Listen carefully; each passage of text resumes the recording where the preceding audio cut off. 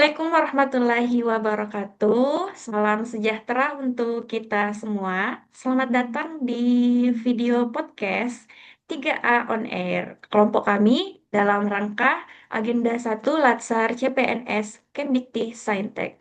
Nah, saya Nur Fatwana selaku host yang akan memandu diskusi kita hari ini dengan tema yang cukup menggelitik, yaitu Liga Korupsi 2026 tenggelam atau semakin geram sebagai salah satu isu kontemporer di Indonesia. Bersama saya hari ini telah hadir 4 narasumber ahli yang akan membedah isu ini dari berbagai sudut pandang. Nah, kita menyapa keempat narasumber kita terlebih dahulu ya. Pertama ada Ibu Nadia Kamilia, Ibu dari Universitas Papua ya. Ya, pakar beliau ini di bidang kesehatan. Apa kabar Ibu? Apa kabar, Bu Nurfana? Kabar baik, sehat selalu. Salam sejahtera untuk kita semua. Oke, sehat ya Bu. Nah, Sehat. yang kedua, oke, yang kedua ada Ibu Mayang Putri dari Universitas Papua juga. Jadi beliau ini sepakar akademisi ya. Selamat pagi Bu, apa kabar? Selamat pagi, Bu. Baik, Ibu. Salam kenal, salam sehat. Iya, Ibu. Nah, yang ketiga ada dari Universitas em, Bapak Marvel ya, Bapak Marvel M. Montolau dari Universitas Samratulangi. Ya, beliau ini pakar generasi muda. Oke, selamat pagi Pak. Iya, selamat pagi Sehat Bu. ya Pak? Apa kabar semuanya? Sehat-sehat. Ya. Nah, kemudian narasumber kita yang terakhir ada Ibu Milda Zani dari Politeknik Manufaktur Negeri Bangka Belitung, pakar reformasi korupsi. Halo Ibu. Halo Bu Nur, selamat pagi semuanya. Nah, baik. Jadi Bapak Ibu, di awal 2026 ini, nah kita kan disuguhi beragam kasus korupsi ya yang terus munculan seperti Liga tanpa henti gitu. Nah, apakah ini akan membuat kita tenggelam dalam keputusasaan, ataukah justru semakin geram dan tergerak untuk berubah gitu. Jadi ini adalah tema kita pada hari ini ya. Jadi kita mulai pada pertanyaan pertama. Mungkin ke Mbak Mayang Putri terlebih dahulu ya, Ibu Mayang. Ibu Mayang ya. Ya, pertanyaan pertama nih. Pertanyaan pertama, Ibu Mayang, kita sebagai ASN ya, dan Ibu Mayang sebagai dosen, sebenarnya apa trisula pemberantasan korupsi yang efektif, Ibu? Ya, baik.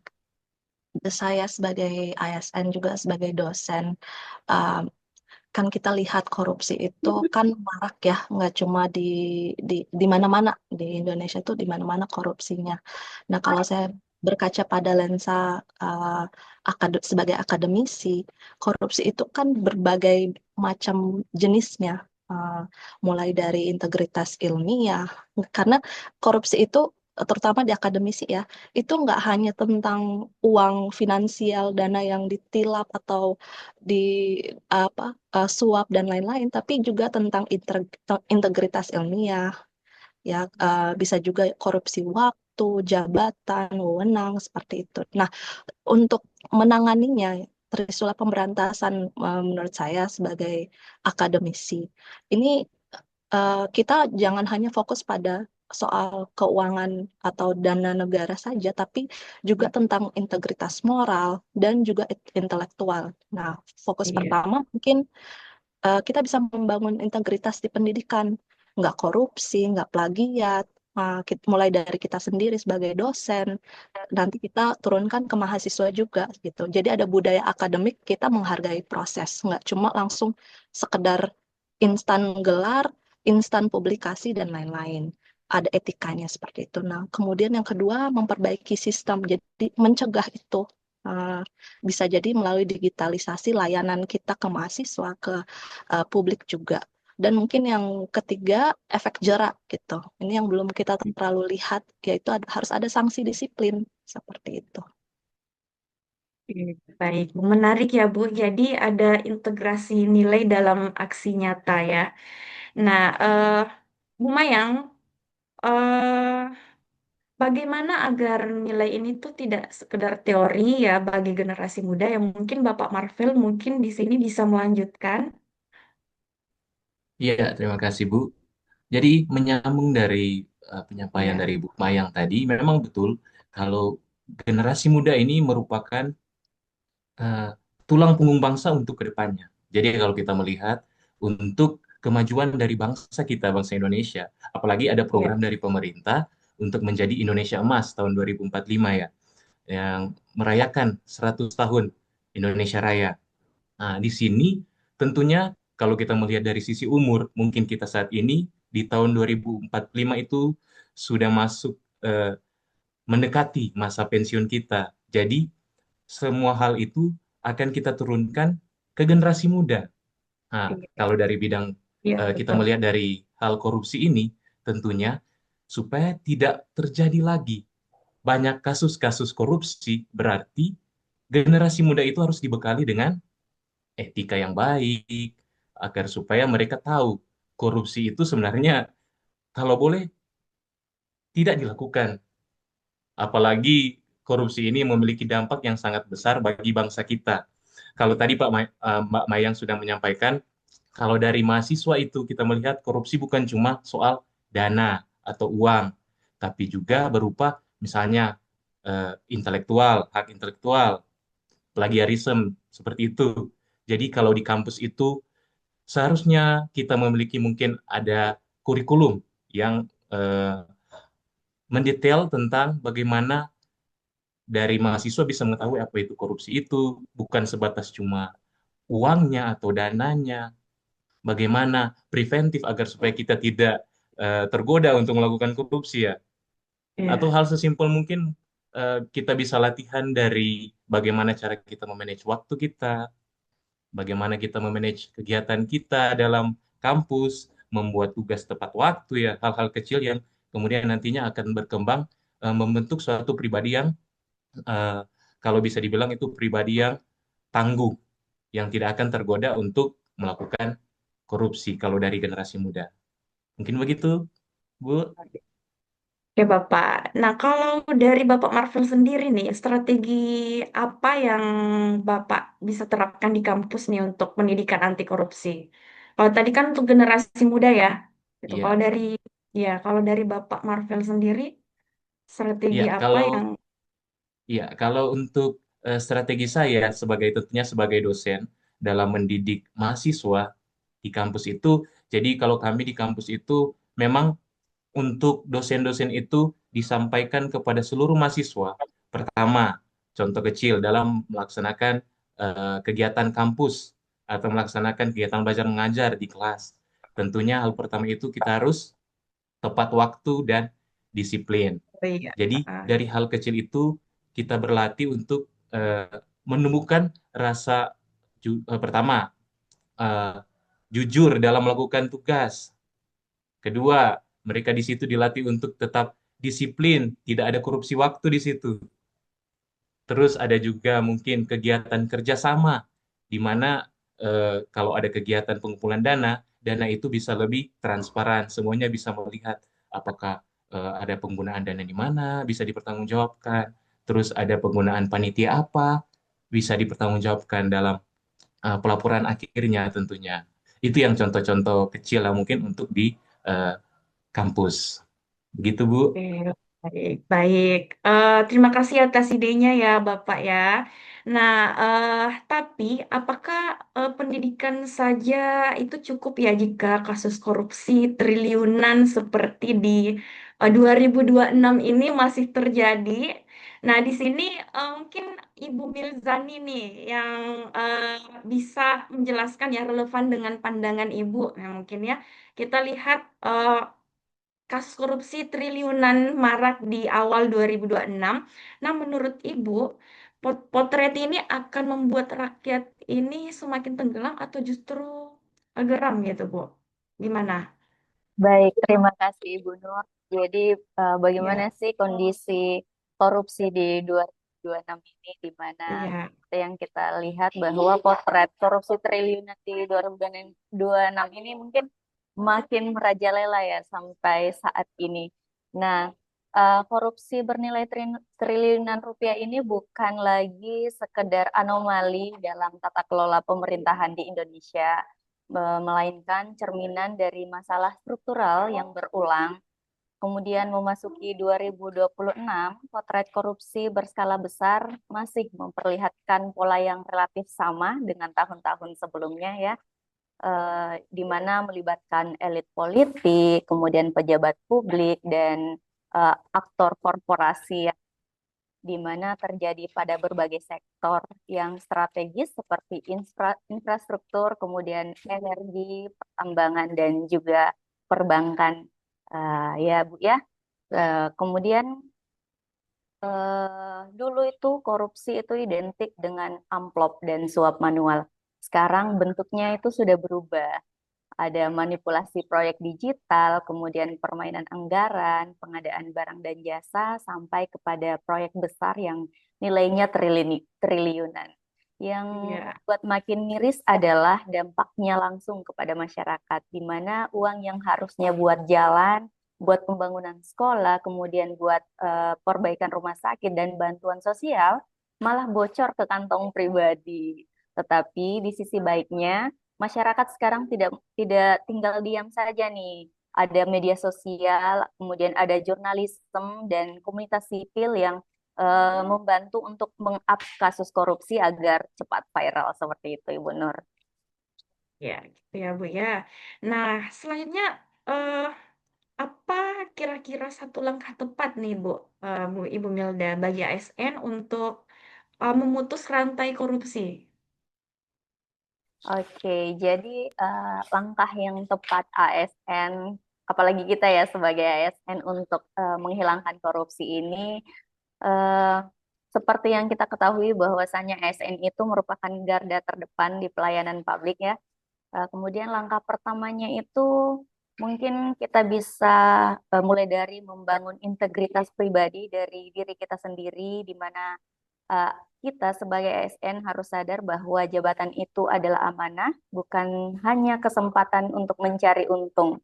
Kemudian ada pun transparansi kerja, di mana semua proses anggaran, perizinan, kemudian pelayanan harus bisa dicek dan diaudit. Jadi kita harus transparan. Kemudian ada menolak gratifikasi, dimulai dari hal kecil seperti amplop, hadiah, kemudian fasilitas yang ilegal, karena korupsi besar selalu berawal dari kebiasaan yang kecil, seperti itu. Bagus sekali ya, Bu ya. Kemudian, terima kasih Bu Milda. Terima kasih, Bu Nur. Ya, terima kasih. Kemudian kita ke pakar bidang kesehatan kita ini ada Ibu Nadia ya, Ibu Nadia Kamilia dari Universitas Papua. Nah, yang mau saya tanyakan Ibu, ya kita sering mendengarkan tentang korupsi pengadaan obat dan alat kesehatan ya Bu ya. Nah, tapi bagaimana sih sebenarnya tuh dampaknya bagi masyarakat di daerah tertinggal ya, termasuk misalnya di Papua? Ya, benar. Saya sangat terkesan bisa diundang di podcast ya, Bu, membahas tentang bagaimana cara pandang korupsi terkait dengan dunia kesehatan. Nah, saya mengibaratkan korupsi di dalam dunia kesehatan itu ya seperti virus ya atau infeksi akut. Di mana kalau kita sebut infeksi akut akibat virus itu merusak fondasi elemen sistem tubuh yang paling utama, yaitu sistem kekebalan tubuh. Nah, sehingga sistem-sistem yang lain itu akhirnya rusak. Nah, saya mengibaratkan korupsi itu sebagai salah satu infeksi yang merusak sistem-sistem ketahanan dinamis yang sudah pemerintah bentuk ya. bukan hanya misalnya yang rusak dari sistem pendidikan atau sektor kesehatan, tapi eh, seluruh elemen yang ada eh, menopang elemen kesehatan, termasuk pendidikan, ekonomi, pembangunan infrastruktur dan lain itu ikut juga rusak. Nah, terkait dengan korupsi dan dampaknya ke dunia kesehatan, saya melihat akhir-akhir ini benar Bu Nur bahwa korupsi itu dapat memanipulasi dan juga mengancam nyawa seseorang.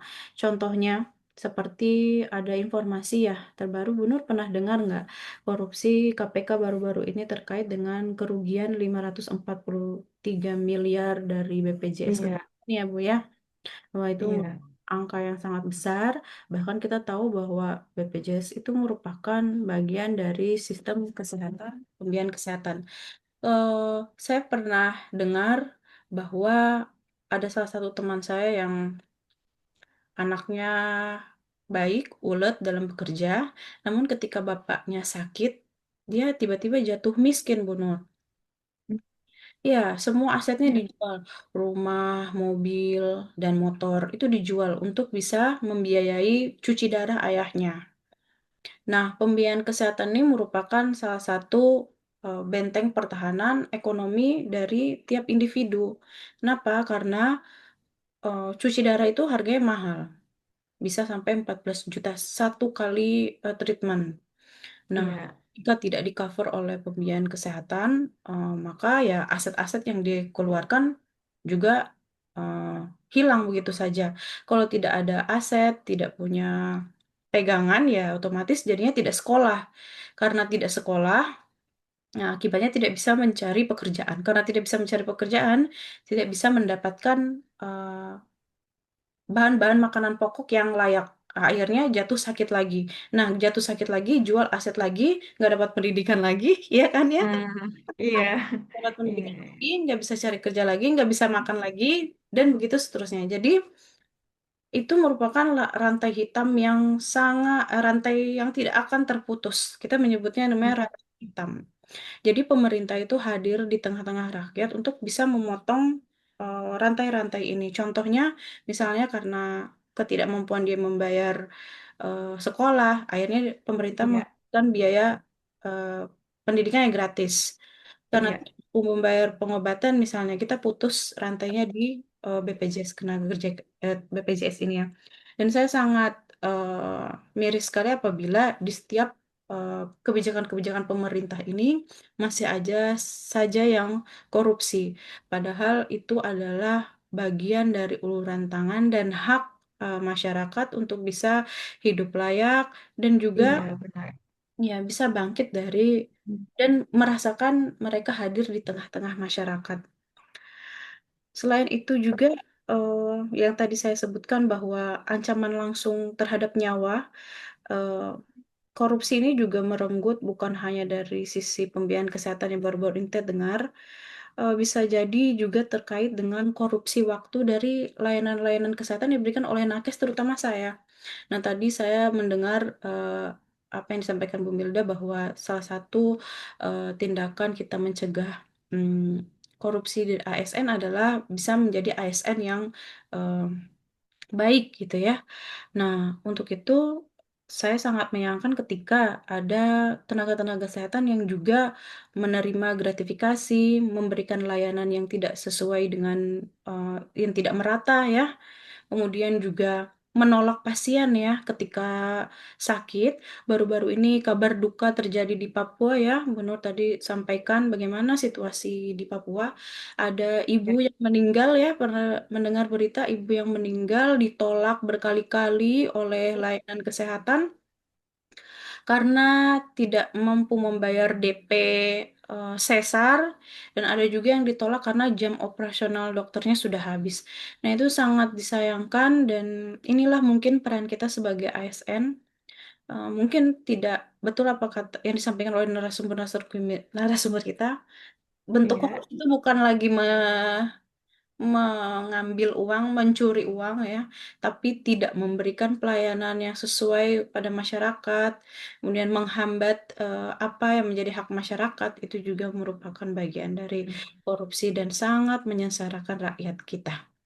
Seperti Ibu Nur. Terima kasih ya Bu ya. Mengerikan sekali ya Bu.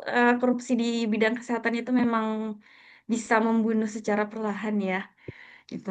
Baik, terima kasih pendapatnya Ibu, komentarnya. Nah, selanjutnya eh, pada diskusi kita hari ini kita sudah membahas tentang korupsi ya di masing-masing bidang dari keempat narasumber kita. Kemudian Bapak Marvel dan Ibu Milda Zani untuk insight-nya yang tajam ya Bapak Ibu. Nah untuk kalian para pendengar, terutama mahasiswa nih, apa tindakan kecilmu hari ini untuk Indonesia yang lebih bersih gitu ya. Sampai jumpa di episode berikutnya dan tetap semangat. Terima kasih Bapak, Pak Ibu. Salam.